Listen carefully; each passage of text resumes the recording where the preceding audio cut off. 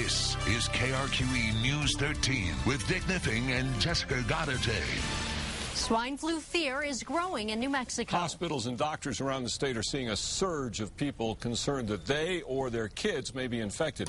As News 13's Kim Vias found today, doctors are trying to calm fears while still making sure that people who really do need medical care are treated quickly.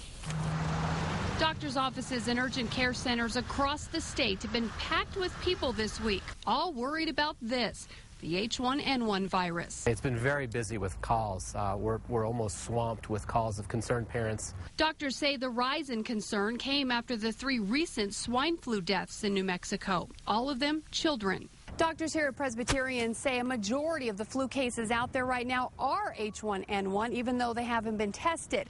But they say not everyone who has the virus needs to be treated by a doctor. I think what's really important is that most people calm down, that they realize that they will get better, their loved ones will get better, and that the old remedies still are useful. Time, fluids, rest, Tylenol, these are still the appropriate treatments for the majority of patients. The health department says you should see a doctor if you have a very high fever, shortness of breath, or if you're disoriented or vomiting excessively. That can be very dangerous, especially for children. When they stop drinking and stop eating, they have less reserve in terms of becoming dehydrated.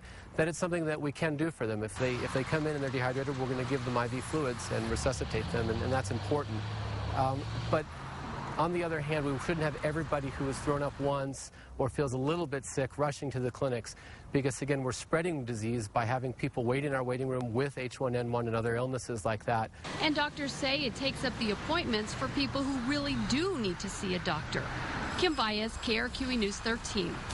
There's some pretty good guidelines for this. The New Mexico Department of Health has now put out a flu decision chart to help people decide if they need to see a doctor or go to the emergency room. Now, we have posted that chart on our website, krqe.com. You can find it in news links or in our flu section.